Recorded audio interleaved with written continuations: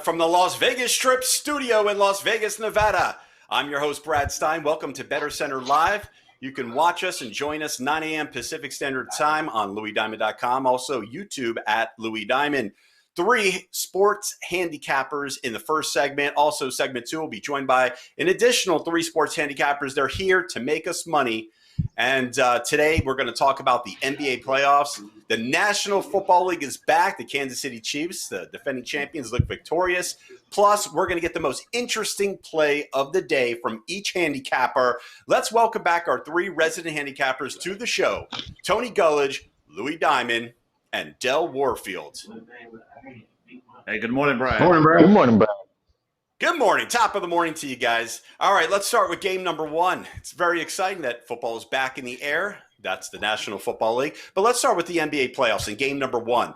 The Celtics are minus 2.5 in game number 7 against the Raptors with an over-under 204. Del Warfield, I know you're a big basketball fan. We're going to start with you.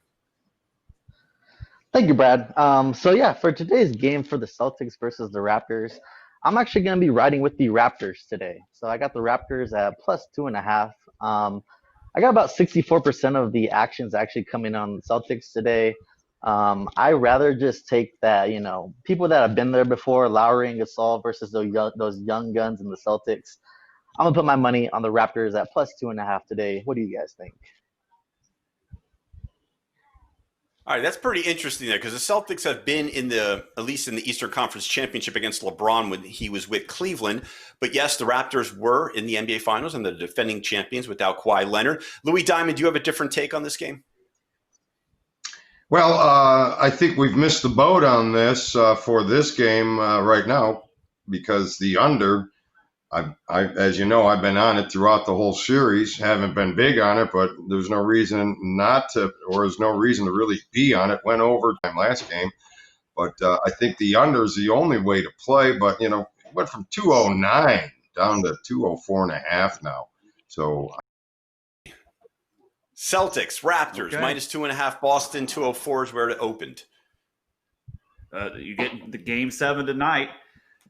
Before Game the 7. series, this is either 6 or 7. Yeah, game 7, excuse me.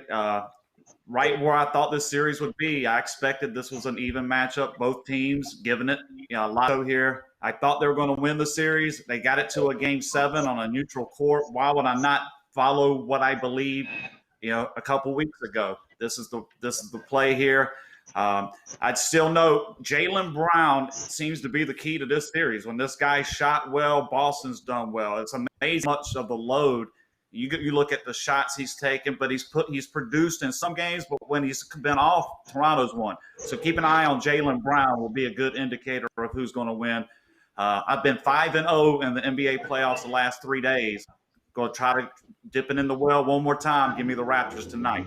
Thank you. Back to you, Brad. Tony, are you wearing a jersey? Okay. Steve Smith. Carolina Panthers, Smitty. number 80. Yep, there you go. You know it. There you go. My favorite all-time Panther, Steve Smith. Steve Smith. great receiver. Tough guy. Great receiver. Yeah, great receiver, Yeah, tough guy. Very tough.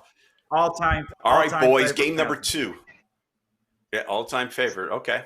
Game number 2, the Nuggets at the Clippers, minus 8 for LA. 217, it opened up as the over-under. A small bag of diamonds around a little bit of under here again tonight. The series has favored the under, only one push. Everything else, or you might even got an under if you got a good number.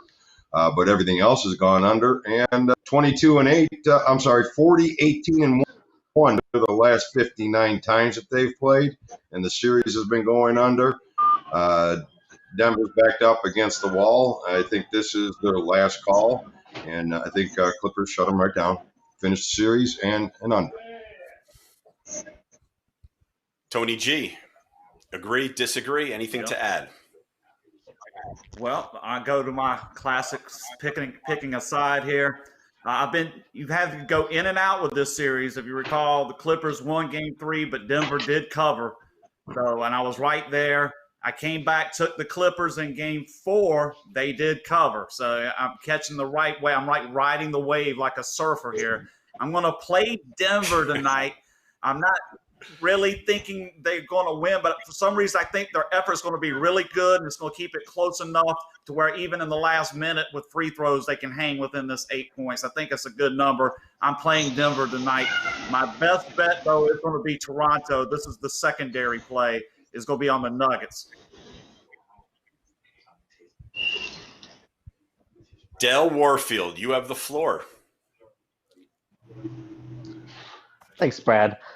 So for this series, I thought the Nuggets will put up a little bit more of a fight. I thought that they matched up well against the Clippers. Um, I don't really like a side on this. I don't really like the over/under. I'm leaning towards the Nuggets. I really want to take the Nuggets. I like those points. I'm hoping that they could win outright, but I mean, they just haven't shown what they are capable of. I mean, I think that this is a really good matchup for the Nuggets, and they haven't shown it yet. I'm just not ready to ride with them yet, so I'm staying away from this one. Back to you, Brad. Del Warfield, are you ready to ride the National Football League? This is what everyone's been waiting for. Last night we got a little taste of it. Andy Reid was fogging up his little mask over there, the shield. But we start with game number 3. The Miami Dolphins at the Patriots, minus 6.5. That's what opened up. 42 is the over-under. We'll start with you, Del. Yeah, so unfortunately I wasn't able to be on the show yesterday because of some connection issues of mine. But we did go 3-0, and we did win our first NFL game on the under 54.5 by the hook, just barely. So for this game for the Dolphins versus the Patriots, we did talk to it a little bit earlier in the earlier shows. I love Cam Newton here. I'm not ready to put money on Cam Newton yet. I think that spread's a little bit too high. I don't like it being underneath that key number of the 7. So I'm completely staying away from this game. I would lean under, but I'm not touching this game, Brad. Tony, are you ready to touch this game? I'm getting there, okay? I'm about ready to finalize my car, which I'll get it finalized tomorrow. But I do think the Patriots, if you're going to play this game, it looked like a trap psychologically. You probably got a lot of people wanting to take Miami here. For some reason, I just don't see, this is not a great spot, I don't think, to take Miami. Bottom line, if you're going to play this game, take New England. I haven't decided if I'm going to pull that trigger yet, but certainly it's an intriguing matchup for week 1 with Cam Newton in the game. Louis D., are you playing this game or not ready yet? Well, I'm definitely going to tease New England down. Number 1, that will be in a teaser. And if you watched the show yesterday, we had a nice teaser with Kansas City and Miami, Florida. We hit it strong yesterday, guys. We had a great show yesterday. We're all over that Florida. I hope you guys took advantage of it because that game went from 13.5, but while the show was on, and by game time, you could get all the way up to 17. So, guys, we're ahead of the moves many times, and you're going to want to try to take advantage of that in certain scenarios. So, that being said, I see money line parlay with New England. I see parlay with New England. I see Miami, yes, improved towards the end of the season, playing for the coach. Still don't. I mean, Ryan Fitzpatrick, I'm not seeing. He's got the experience against New England, but New England's really owned them at home. 7-1 at home against Miami. Of course, we got a different team in New England without Brady this year, but I actually think Cam is going to be just fine this season. He's got a lot to prove, and he's got a great coach that has an offensive line for him, unlike Brady down in Tampa, who may be a little suspect with his offensive line. So I'm giving the edge to New England here, but I'm going with the teaser and the money line scenario. All right, guys, let's move to game number 4. This one's interesting. The Browns at the Ravens, minus 8. There's a lot of hype with the Cleveland Browns. They got to be improved. Baker Mayfield in his 3rd year, new head coach again. But this is the Ravens in the AFC Championship game. Lamar Jackson, Tony G, with a 48 over-under, minus 8 Ravens. Is there anything intriguing right now? Boy, oh boy. When you think about the Cleveland Browns, last season was the season. that I think they were people betting them at 10 or 12 to 1 to win the Super Bowl. I mean, I thought I was in some dystopian warped world, some Orwell fiction. I mean, they should be like 20 to 1 to have a winning record, like 50 to 1 to win a playoff game, maybe 150 to 1 to win the Super Bowl. Are we talking about the same universe? Well, with that said, perhaps there's going to be some improvement with Cleveland. I sure as hell wouldn't bet on it. It's hard to this is going to be the year. They've been bad. They've been bad. They've been bad. They've been bad. All of a sudden, they're going to be good, and I'm going to guess that this is the year. I don't think so. In this game, honestly, that 8 points is just not making me disinterested. The 48-point over-under, my instinct is to go under here, but I'm really not going to have a play on this game, I don't think.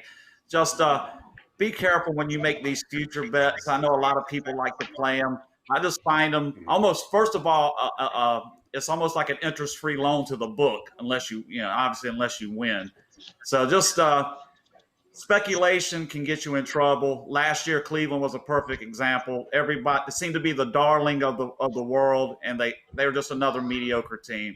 So in this game, no real opinion. Let's get to the next one. What do you guys think? Louis, are you ready to put your diamonds on Baker Mayfield? +8? I put a couple diamonds on Chubb in my fantasy league. We can talk about that. But, somebody wrote a post the other day, Baker Mayfield's taking Cleveland to the Super Bowl. Who's with me? And my response was real simple. Not me. Baker Mayfield's mom. That's about it. So he got a lot of proving for me to put my money and back him. But, for a big season. But I do see him in a situation here where they could very well come in. This is a team that actually has matched up well with the Ravens in Baltimore. So I don't see why they're going to be intimidated with this team. I think they'll keep it within the number. I'll be a little reluctant, but I may be putting the Browns on a teaser. So to stretch that out a little bit. So I'll give a little edge to the Browns, but Baker's still got to do a lot before I back him hard. Dell Computers, do you have anything to add or subtract? Yeah, Brad. So the Browns actually played the Ravens fairly well last year in both their games. I don't think Baker Mayfield is that guy. I think this hopefully will be his last season before they move on from him. I think him at the helm is really bad for the Browns. But on a side note, rumors have been going on that Odell Beckham likes to get pooped on. So I think the Ravens will have no problem obliging and covering that 8. So let's go Ravens. A boot job? Boot job? No, he likes getting Odell pooped on. Beckham. Odell Beckham. I'm not repeating that one. Did he really say a boot job? Poop shit on, man. Poop! Oh, Wait, watch your mouth over there. Oh, geez, yeah. no. Finish it. Wow, Just, we really went there, the huh? number 2. We just called it deuce. Very simple. Yeah, I wasn't going to repeat that, but thank you Oh, for the elaborate Deuce Beckham? information.